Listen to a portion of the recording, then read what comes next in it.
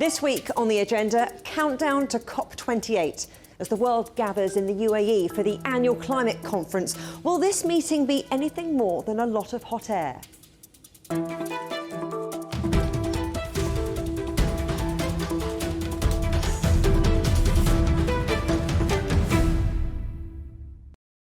World leaders, scientists and environmentalists will gather in the United Arab Emirates next week for the latest UN climate conference, COP28. And far from hitting the planned 1.5-degree warming, the United Nations has warned that the world could be facing what it called a hellish 3 degrees if urgent action isn't taken. So can COP28 deliver where so many other gatherings appear to have failed? Joining me now is Kevin Conrad, the Executive Director of the Coalition for Rainforest Nations. Thanks for coming on the agenda. Kevin, what do you think that the best thing is that can come out of COP28? Well, as I look at COP28, I look at it from two lenses. So lens number one is the global stocktake shows that if countries actually implement their NDCs, we will bend the curve for the first time since the Industrial Revolution. Now, that's big news. The problem is that if you look at the plans that are already in place for more fossil fuels, we're going to push the curve upward again. And if you look at the finance that's been mobilized to bend the curve, it's woefully insufficient. So the plans are good, but we've got to execute, and that's the challenge. So is it going to be a breakthrough climate conference or just another talking shop? Well, I think we've got to look to the COP president for leadership. So talking the talk is one thing, but you've got to walk the walk. So this COP president is also the head of ADNOC, which is one of the largest energy companies. So what is their plan to actually reduce production to match the science? And if they take the leadership, maybe we can talk to other energy companies about doing the same. So if this is just another talk fest, we're going to fail. If this is a chance for actual leadership from the energy producers, that could be very, very interesting. You talk about the energy producers, but there really does seem to be much more of a focus on the private sector, certainly in the build-up and the run-up to this COP.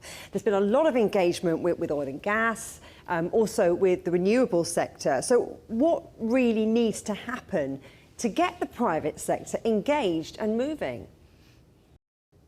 Well, I think it's going to be regulation. The voluntary markets have failed us. They failed us from atmospheric integrity, but they've also failed us in scaling. After 20 years, the voluntary markets, which the corporates seem to favor, haven't even covered 1% of global emissions when it comes to actual cancellations of credits. So we need regulation, and that's where governments need to step up. They need to step up and implement the Paris Agreement. We have a global accounting system.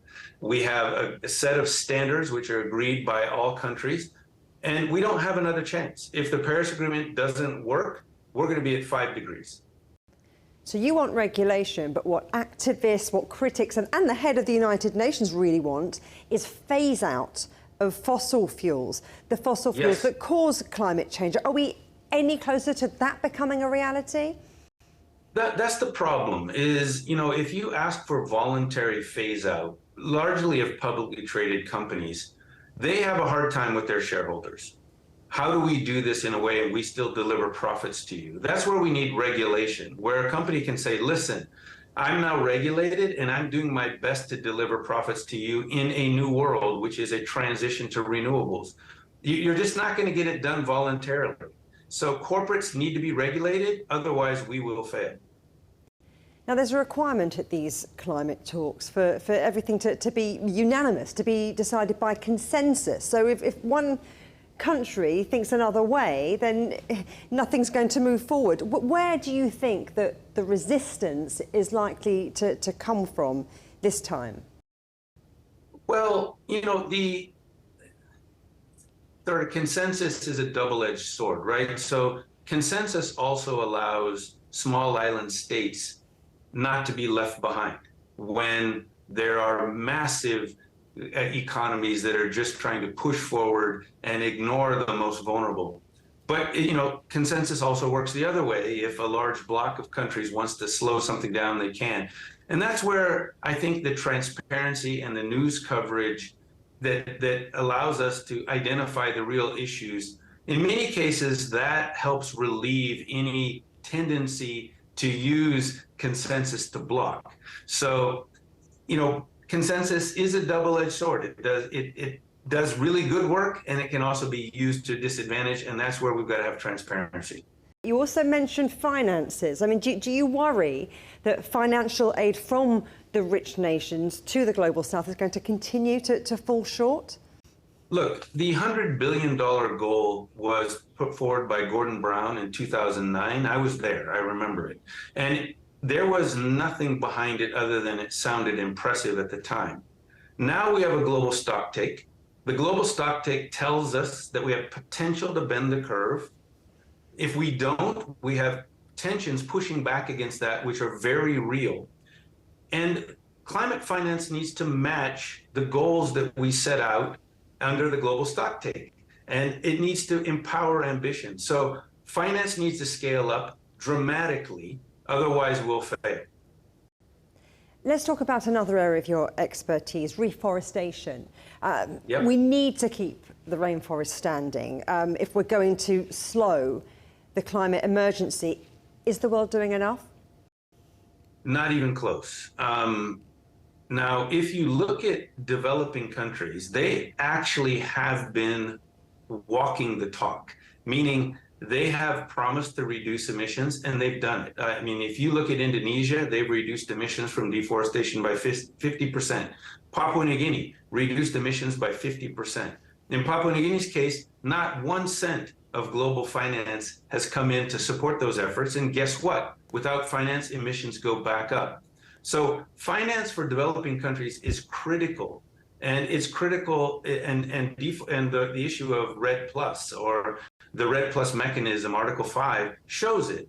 13 gigatons of emission reductions from developing countries, and only 4% of those emission reductions have been paid for.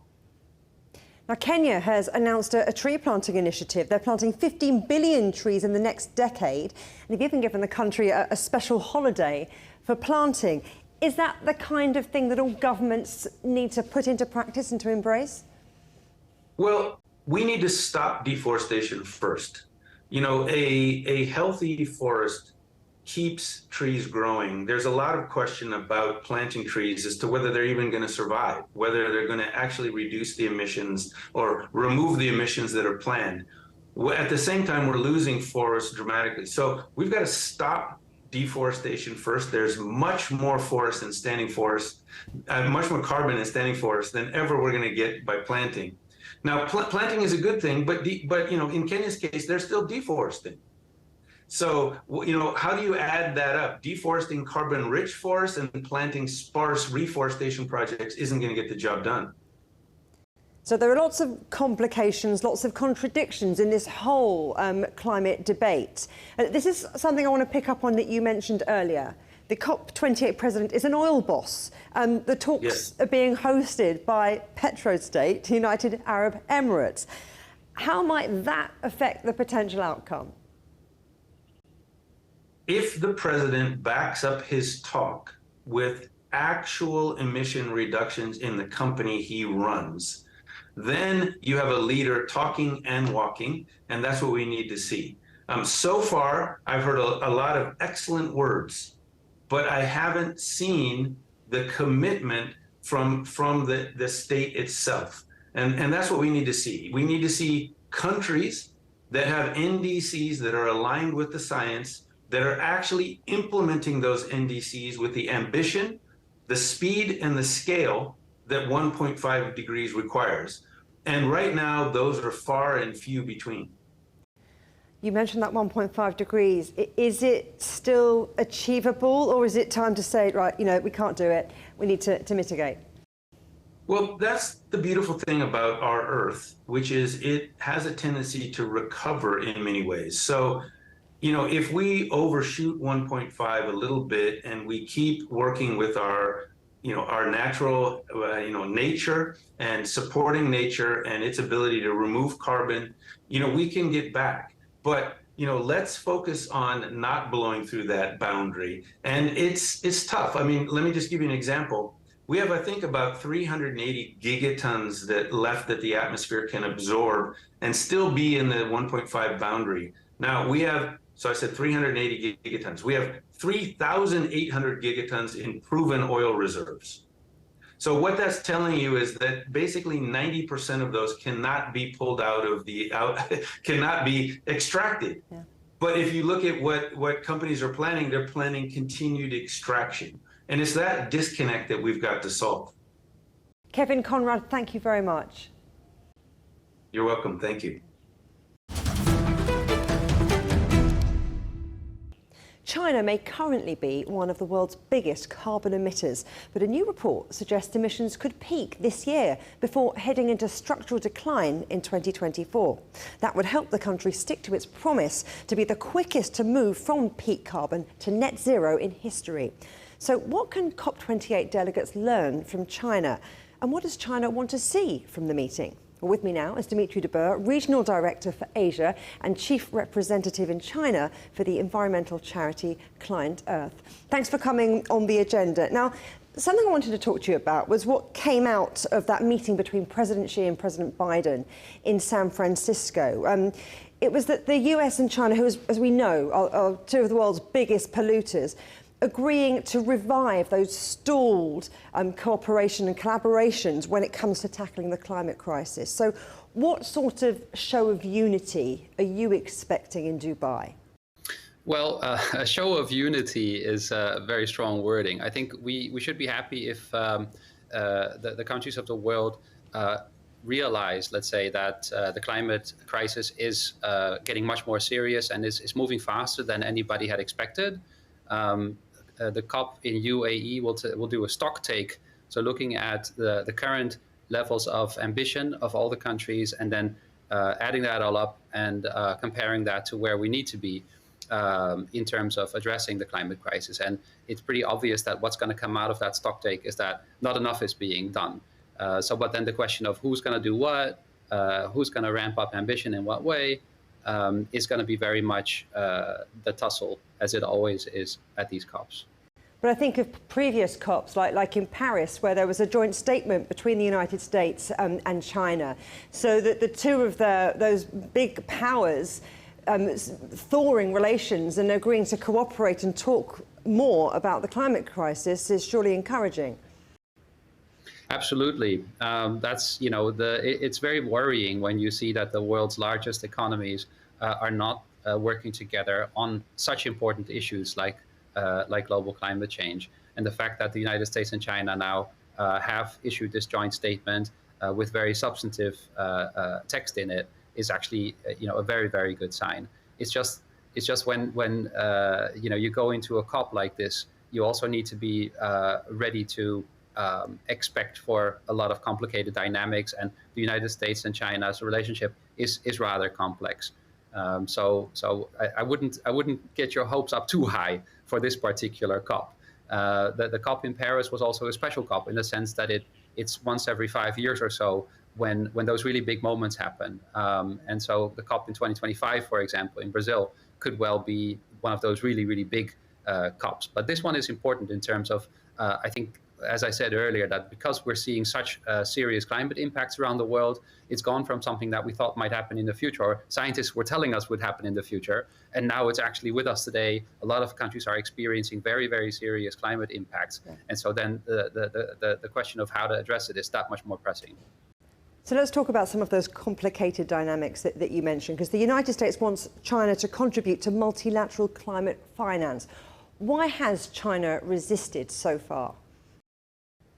Well, in the Paris Agreement, it's quite clear that the developed countries are supposed to take the lead in addressing climate change and also in providing finance for the developing world to be able to better address climate change. And so far, the developed countries have been slow in meeting a very important goal of $100 billion per year to be mobilized for climate finance. And because the developed countries have been slow in realizing that goal, I think the pressure has been much more squarely on the developed countries to do so.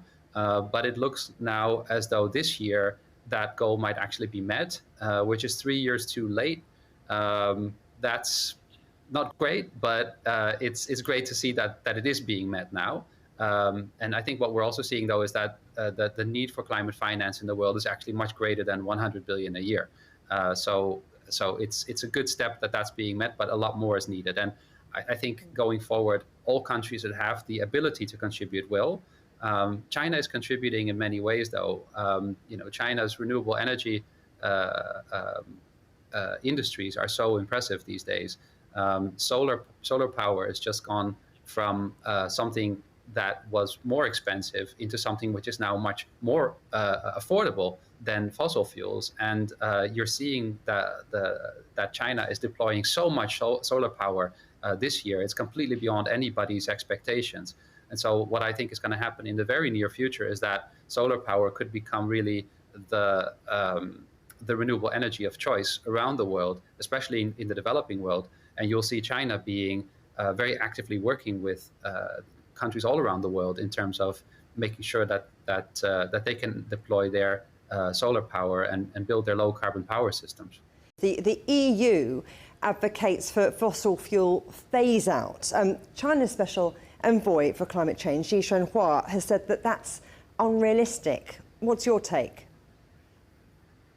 Well, I think what's really important obviously climate change is caused by the emissions of fossil fuels, right? So you can't talk about climate change and not talk about eventually phasing out fossil fuels. But what I think a lot of people in Europe or the United States don't quite realize, let's say, is how a lot of the developing countries around the world, they are just developing their economies, they're developing their power systems.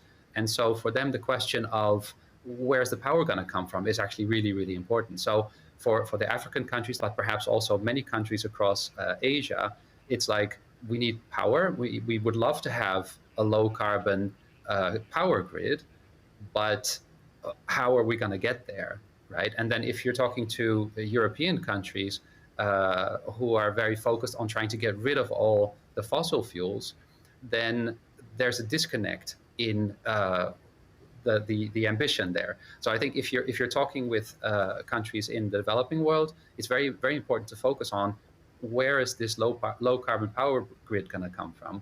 And once you've got that, once you have a good and very feasible plan for that, which is really coming to fruition, then it might be an interesting time to say, okay, well, maybe we don't need that coal-fired power plant anymore. But that's for many developing countries, it's much more important to think about how can we have secure, reliable energy as our economies are growing, and even in a very complex world where there's complicated dynamics between different countries as well. You think that this COP is going to be important to lay the groundwork for future meetings and maybe future agreements. So what signs are there that things are really clicking into place for COP28? Well, I think the most important shift that we're seeing, and especially China's role here, in terms of the way China deals with the rest of the world. So within China, I mentioned that the deployment of renewables is going much faster than anybody had expected. That is going to change the pace at which China can actually realize its energy transition. So that's a really important big piece of progress. But the way China deals with the rest of the world is also changing. So where previously in the Belt and Road Initiative, a lot of the focus was on large power investments, large infrastructure projects, that's now shifting very quickly to a focus on green energy and projects which are more sustainable. And so especially when it comes to the renewable energy and also the investments in power grids in other countries, there we're seeing so much progress. Well, one really good example was at the Third Belt and Road Forum just a few weeks ago. The president of Indonesia and President Xi had a meeting in which they discussed renewable energy cooperation, and Indonesia received MOUs, so agreements with Chinese companies to the value of $54 billion US, which are focused on producing solar PV, on storage solutions. So power storage, with greater renewables, you need to have more storage in your grid, and also other smart grid investments. So a huge, let's say, set of agreements, which really will set up Indonesia to shift from its previous high emissions pathway towards a low carbon grid, a power grid, which is phenomenal. So the way China worked with Indonesia there should set a really good example for other countries as they are thinking about their own transitions. And I think this COP is an important moment in that regard. China has really started to demonstrate that it really is fully behind this Green Belt and Road model. And so other countries will be saying, we also want what Indonesia got. Who should we talk to? Dimitri de Boer, thank you very much. Thank you. Still to come here on the agenda, plastic pollution and the need for a circular economy. We'll hear what one of the UN's champions of the earth wants to see at COP28.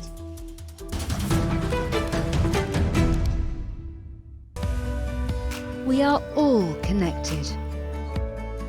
Across borders, across continents, connected by ideas, a shared humanity. Stay connected.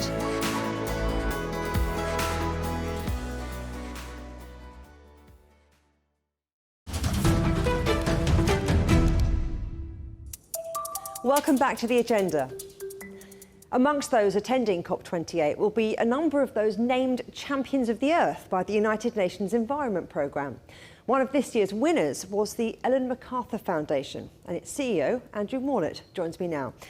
Andrew, tell us a little bit about the foundation and its role in the green transition. The Ellen MacArthur Foundation is really focused solely on the development and promotion of the idea of a circular economy. So we work with many businesses, leading businesses around the world, many innovators, many governments and cities, policymakers, and we've worked over the last 10 years undertaking a range of research projects, but also working with the actors in the system to develop solutions and to drive towards both reducing waste and pollution and also regenerating nature by design. What do you see as the clear priorities for COP28? Well, I think the clear priority overall is to move to action faster and at a much greater scale and pace. For us at the Foundation, what we're really keen to do is to demonstrate the linkage between the idea of a circular economy and reducing the energy demand of the system. Most of COP is focused, I think, on the idea of renewable energy promotion and energy efficiency, which is super important. In recent years, it's broadened out to other topics as well. But what we're keen to help people understand is that the way in which we make and use things, including food, has a huge impact on the energy demand, on the CO2 emissions. And so we hope that this year there'll be increased focus on that and system solutions rather than just mitigation actions. And let's talk about your push for the circular economy. You talk about moving from take, make and waste to eliminate, circulate, regenerate. So what does the circular economy really look like to you? Well, I think we see many examples of the circular economy in action now. We just need to bring them to scale. The idea is really through designing into the economy these ideas, we can keep materials in the system longer, so we can keep products in use longer, we can repair, remanufacture, recycle, and design for that right at the outset. So we really are keeping what we put in the economy in use at high productivity for much longer. And that has multiple benefits. It reduces the demand for new raw materials, which leaves space for nature. We're not extracting raw materials at the same intensity. We keep the energy that we put into making these products in use. So we actually really capture the embedded energy that goes into making things, and we keep them in use longer. And if we're clever about this, we can actually start to design into the economy ways that are pro-nature, that are nature positive by design. You mentioned there are some clever ways that it's already happening. So tell me a little bit, give me some real examples of companies and countries and regions that are putting the circular economy into motion. Well, we see really quite a few leading global companies now investing significantly in new forms of regenerative agriculture investment. So they're actually looking at the way in which they are designing food and working with their supply chains and the farmers, in fact, to put in place regenerative practices. And this is a really important development, because we're seeing the demand signals for new forms of agriculture that sequester more carbon, that are pro-biodiversity, that have more positive impacts on water. So this is an example of how you can build into the economy nature positive intent. Nestle is doing a lot of work in this field in many markets, working with farmers, PepsiCo, Walmart. I mean, there are numerous examples and more coming. Unilever, Danone, in the food space. We're starting to see the fashion players wake up to this as well and think about how they can work both with more circularity, new business models, but also designing for the materials that they use in their fashions. So I think what's important that these innovative actors and the examples, both for the big players and for the small players, need to find ways to scale. So they're competing at the moment against many other organizations that aren't doing this and who are just continuing to apply extractive economic practices in a way that which makes the playing field very uneven. So you've got companies investing and looking to do these regenerative practices, and for good reason, because it gives them long-term supply certainty and more resilience in their supply chains. But you've got many others who are still very much not in that space, who are just extracting and wasting and part of the take waste, make and waste sort of economy. Well, that brings me to something else which is a big focus of what you do, and that is tackling plastic pollution. But you know what? That's not on the official agenda of COP28. Do you think they're missing a trick? Well, I think the topic, as I said, for COP28 in general, that elevating the topic of how the way in which we make and use things, including food, is a really crucial part of the climate agenda. In fact, work that we've done and others show that in order to reach the 1.5 degree target, the solutions in the real economy, the way which we make and use things, represent about 45% of the solution space. The energy transition to renewables and efficiency is the other 55%. So, plastics is an important part of that, and for us, plastics is a demonstration case, because it's so ubiquitous. Everybody around the world is exposed to plastics every single day, particularly plastics packaging. And I think what's interesting is that if we can move on this topic, which clearly links to the energy agenda as well. For example, in the companies that we're working with in the global commitment, they're vastly exceeding the use of recycled content compared to those that aren't signatories. And in fact, they've increased their recycled content to the extent that it's in effect taken a barrel of oil off the market every 2 seconds. So you can see the linkage between materials and products and the energy impact that they have. And I think that's the trick we need to get a bit more focus on at COP this year. Andrew Morlet, thank you very much. You're welcome. You can watch every episode of The Agenda in full on CGTN Europe's YouTube channel. And for exclusive extra content from me, my guests and the rest of the team, don't forget to check out The Agenda Show on TikTok. Coming up on a future agenda, dealing with debt. How can the world cope with ever-growing deficits? But for now, from me, Juliet Mann, and from all the Agenda team here in London, goodbye.